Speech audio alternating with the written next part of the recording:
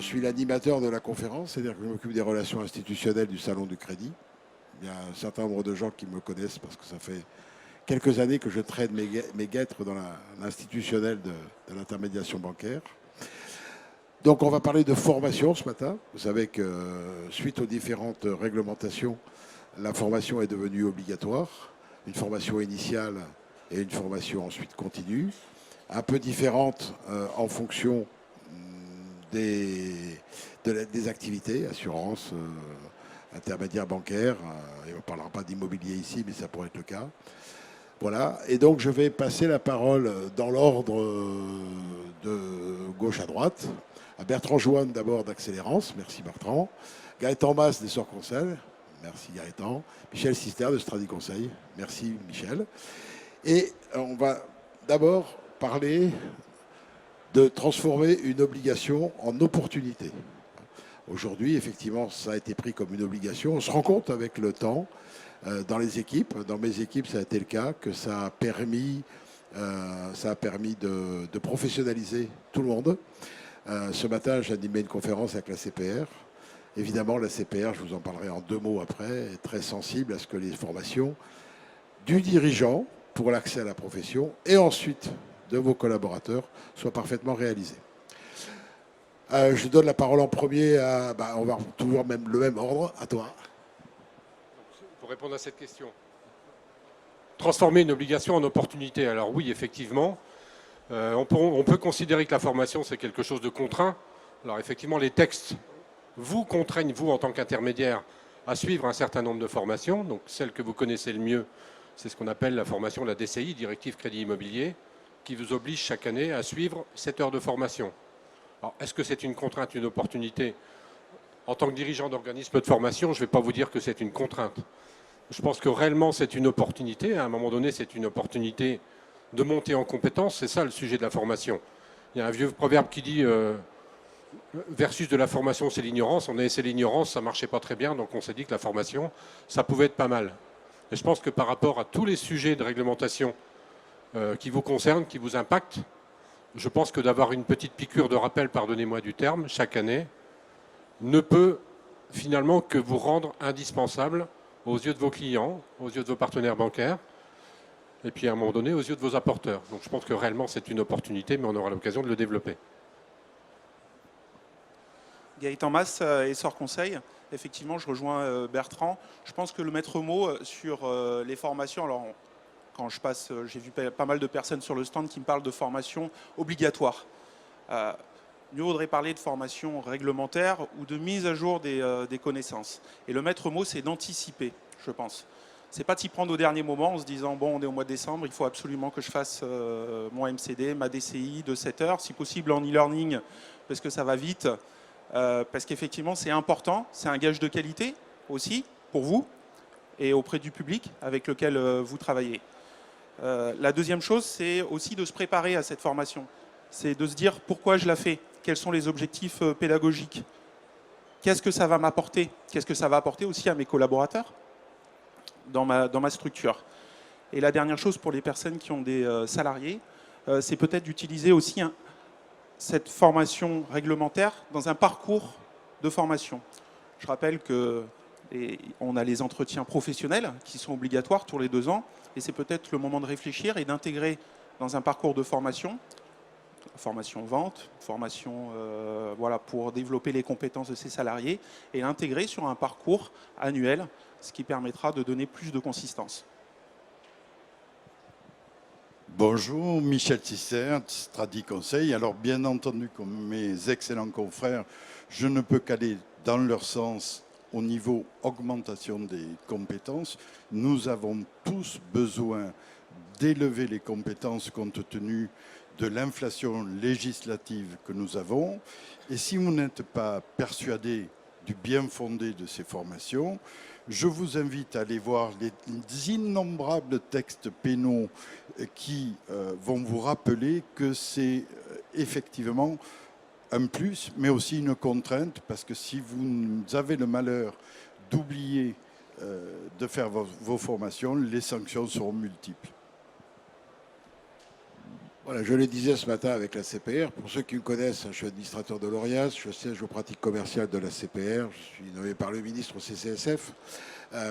Clairement, hein, la CPR, Nathalie Beaudemoulin, qui était là ce matin, n'a pas laissé la place au doute. Hein. La priorité, c'est la formation et c'est effectivement la capacité d'entrer en activité du gérant. La problématique qu'a la CPR aujourd'hui, c'est qu'il contrôle le gérant ou le président de la société, mais il ne contrôle pas les salariés. D'où, pour ceux qui ont manqué ce matin la conférence, d'où l'arrivée prochaine législative d'une obligation d'adhésion à une association agréée par la CPR, au même titre que ce qui se passe avec les CIF, l'ANACOFI ou CNCIF ou autre. Bon. Donc on va arriver vers ça pour que la CPR, comme elle le disait ce matin, n'ait plus besoin de faire le contrôle de cette entrée en profession, mais qu'elle puisse s'occuper d'autre chose. Voilà.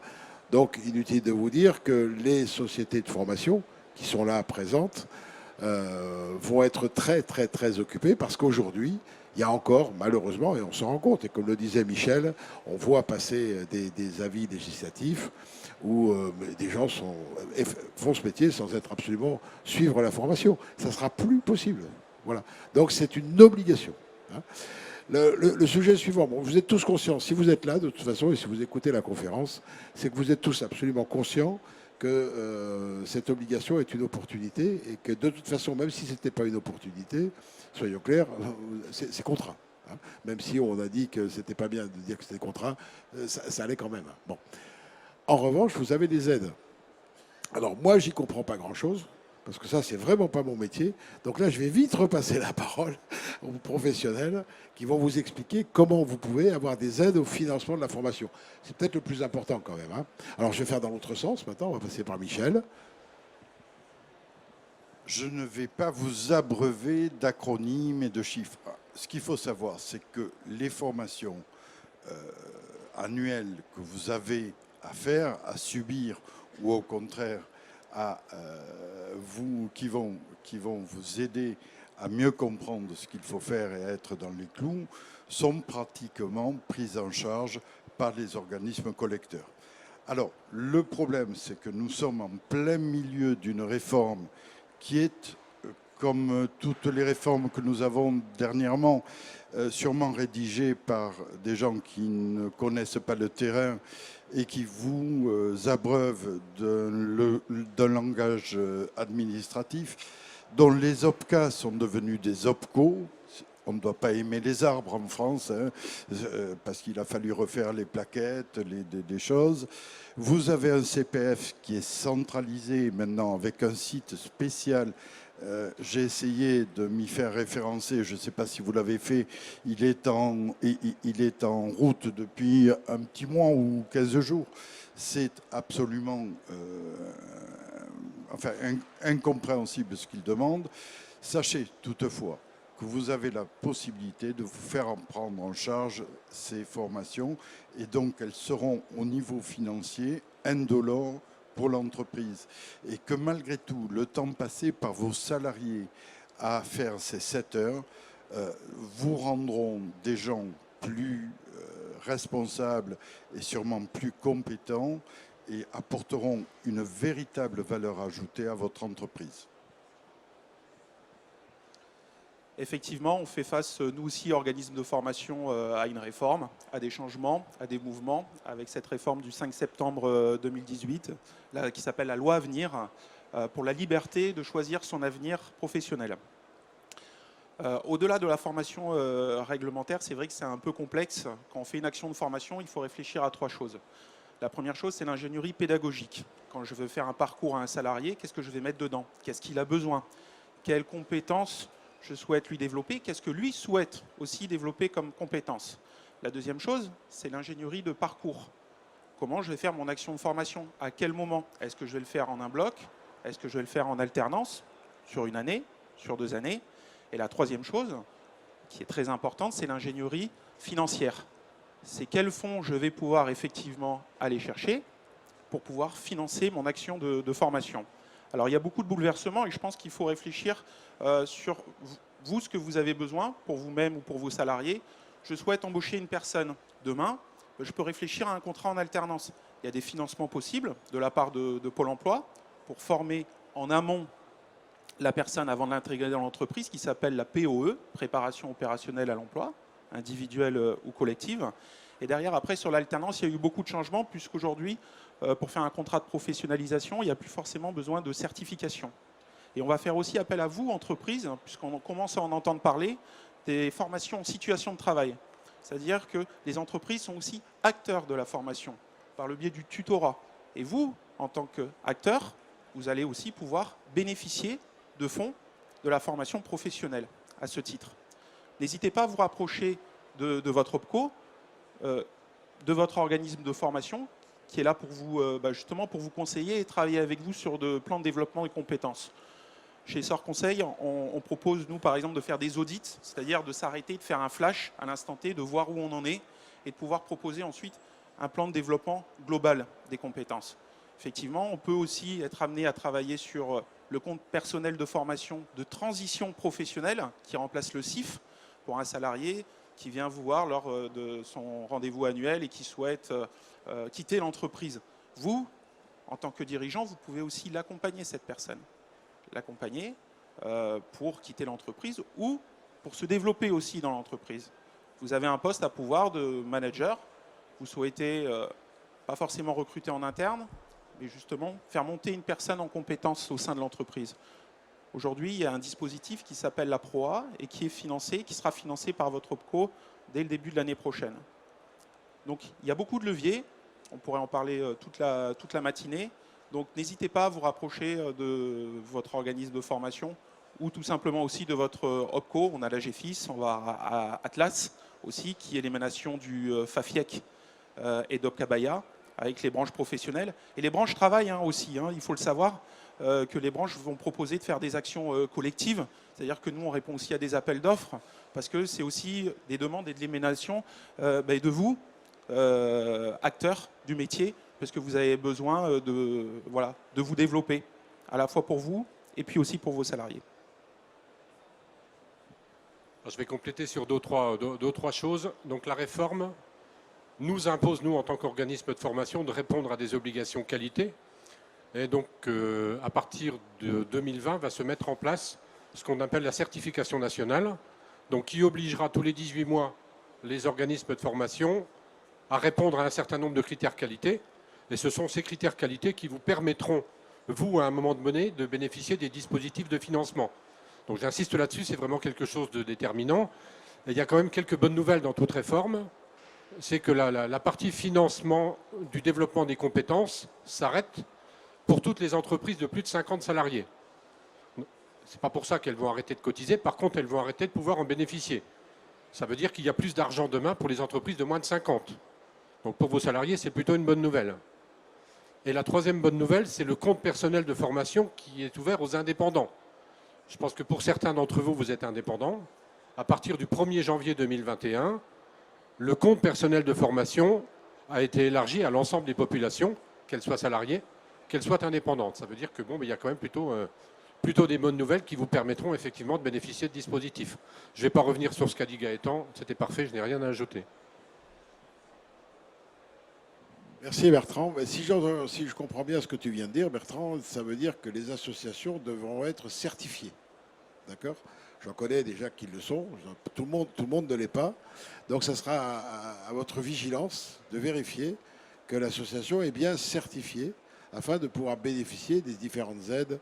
Voilà. Moi, je vais juste rajouter un petit quelque chose qui ne va pas du tout les faire sourire, là, tous les trois. Dans les nombreuses discussions que nous avons au sein de la commission des pratiques commerciales de la CPR, très souvent revient le sujet du e-learning, du 100% e-learning. Très souvent, ça revient en disant, bon, c'est bien joli, mais on n'arrive pas trop à maîtriser la véracité et la réalité de la formation. Je ne sais pas si ça se fera. On est un certain nombre à militanter pour qu'il y ait une petite partie ou un pourcentage qui soit fait en présentiel. Ça n'arrivera peut-être jamais. Je voulais juste vous en parler. On est au travers là, d'une conférence. Voilà, ça fait partie des sujets qui sont sur la table, de la même façon qu'au moment où on a décidé de cette réglementation. Moi, j'étais dans les discussions avec la DG Trésor. La DG Trésor ne comprenait pas bien qu'une société, grosse société de crédit, par exemple, puisse avoir une filiale qui faisait de la formation, parce qu'elle comprenait bien que les liens entre la société et sa filiale faisaient qu'il pouvait y avoir des formations un peu moins bien faites, on va dire. Bon. Pour l'instant, il n'y a pas eu de vrai contrôle là-dessus. Enfin, c'est pour l'instant. Hein, voilà. Le jour où il y aura des associations agréées, j'ai l'impression qu'il va y avoir des contrôles également là-dessus. Voilà, c'est juste une information que je vais vous donner et que je donne à tout le monde. Donc gardez ça en tête, mais surtout le plus important, gardez en tête que l'association, la société de formation que vous allez utiliser, il faut qu'elle soit certifiée. Voilà. Ce que je vous propose, c'est de donner la parole à d'éventuelles questions. Vous me dites, et puis je vais transmettre un micro. Normalement, il y a une jeune fille qui transmet un micro. Voilà, dès qu'elle est moins occupée. Donc s'il y a une main qui se lève, vous avez la jeune fille qui vous transmettra un micro. Avez-vous des questions? Donc sinon, ça veut dire... Ah, il y en a une.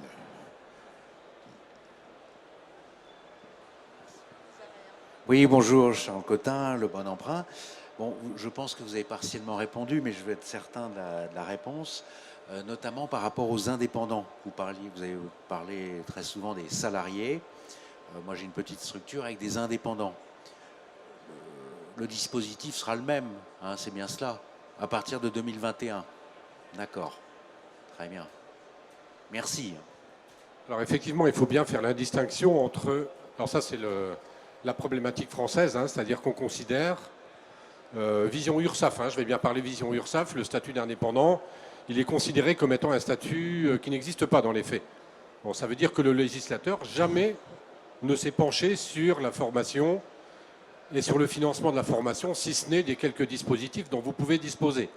Hein, aujourd'hui, soit par votre OPCA qui est FIFPL ou AGFIS, déjà vous pouvez bénéficier de dispositifs de formation. Et tout ça sera complété effectivement par le compte personnel de formation en 2021. La seule difficulté pour les indépendants, c'est que ce dispositif ne sera ouvert qu'à compter du 1er janvier 2021, et ce n'est qu'à partir de cette date-là qu'on commence à cumuler des droits. D'ici là, il faut utiliser soit FIFPL, soit AGFIS. Juste un petit mot, c'est les délais, ce sont les délais d'obtention de ces prises en charge qui parfois peuvent prendre des mois. Voilà, juste. Y a-t-il d'autres questions maintenant que le bal a été ouvert? Non. Bon. Eh bien écoutez, il y a encore une... Désolé. Charles, vas-y, lâche-toi. Merci, mademoiselle. Alors, je vais poser une question qui va peut-être paraître bête. Concernant les indépendants, charge aux gérants de veiller à ce qu'ils suivent bien leur formation des 7 heures, hein, évidemment. Alors, on est dans le cadre... Là, c'est moi qui vais répondre parce qu'on est dans le cadre du réglementaire. Bien entendu, tu es responsable de la formation de tes indépendants pour autant qu'ils soient inscrits à l'ORIAS avec ta société. Tu es mandataire aujourd'hui, mandataire non exclusif. Tu es pas courtier, tu es mandataire. Je suis courtier. Ouais. Tu es courtier. Ben, de la même façon, parce qu'au début je m'étais battu pour qu'il n'y ait que les mandataires, de la même façon, tu es un prestataire de services essentiels externalisé pour la banque. Et donc la banque est tenue de vérifier, normalement, ce qui les embête beaucoup d'ailleurs, hein, c'est une des raisons pour lesquelles en ce moment les mandats commencent un peu à partir. La banque est tenue de vérifier que tes indépendants sont bien inscrits, etc. Mais rassure-toi, de toute façon, à partir de janvier 2021, la nouvelle réglementation va arriver, le DG Trésor va arriver à faire passer cette loi dans un véhicule législatif et tu seras obligé d'adhérer à une association qui va contrôler ça, sinon tu ne pourras pas t'inscrire à l'ORIAS. Voilà, le problème sera réglé. Moi, c'est clair. Ouais. Voilà.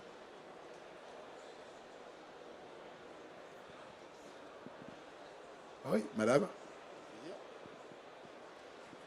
C'est moi qui ai répondu. Bonjour, Virginie Régnard, IPSOP Conseil. Bonjour. Petite question, vous avez beaucoup parlé des 7 heures de formation.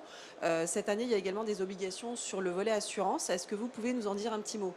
Ouais. Ben, bien sûr, il y a le volet assurance. Si vous faites de l'immobilier, il y a aussi un volet immobilier, hein. Donc chaque profession. Alors je trouve que les assureurs ont été beaucoup moins bons que moi en termes de négociation avec la DG Trésor. Parce que si j'ai réussi à négocier 7 heures, rassurez-vous, au début, ce n'est pas 5 heures. Quand la directive européenne est arrivée, c'était 15 heures. Et je me suis dit, 15 heures, ça fait plus de 2 journées. Et je me suis battu comme un lion avec Bercy pour arriver à 7 heures, ce qui présente une journée. Si c'était du présentiel, c'est une journée. Bon. Et les assureurs n'ont pas été bons du tout, parce qu'ils n'ont pas fait 7 heures, eux. Alors, les choses sont relativement simples. Il y a le mandant, c'est-à-dire celui qui a le statut de courtier, courtier en opération de banque, courtier en assurance. Donc si vous avez ces deux statuts, vous avez cette double obligation des 7 heures de formation au titre de la DCI et des 15 heures au titre de la DDA. Par bonheur, les associations ont bien travaillé. Je ne vais pas dire pour nous, hein, mais bon, ça c'est une boutade. Vos mandataires et vos salariés ne sont concernés que par la DCI et non pas par la DDA. C'est-à-dire que vous n'avez strictement aucune obligation au titre de la DDA pour vos salariés et vos mandataires. C'est l'article L512 1 ou 2, Anaïs 2, L512-2 du Code des assurances. Le fait d'exercer l'activité d'assurance à titre accessoire ne vous oblige pas à former vos salariés et mandataires au titre des 15 heures. C'est vrai que ça peut faire beaucoup, puisque quand on cumule effectivement ces formations réglementaires, entre la DCI, la DDA, la loi Allure, si on travaille sur l'immobilier, on est à 35 heures hein, quand même, semaine. Et pour revenir sur la partie e-learning, essayez de travailler sur du mix learning. La DDA, vous pouvez la faire aussi en e-learning, mais ça peut être aussi intéressant de le faire en 7 heures de formation en e-learning et 7 heures de présentiel aussi.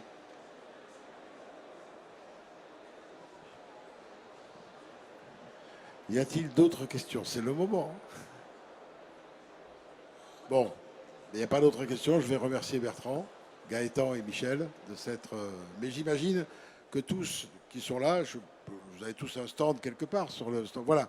Donc, on ne va pas donner les numéros de stand parce qu'on n'est pas à la foire aux poissons. Mais il suffit de chercher. Vous allez trouver Accélérance, vous allez trouver Sans Conseil, vous allez trouver Stradi Conseil qui sont là pour répondre à vos questions plus précisément.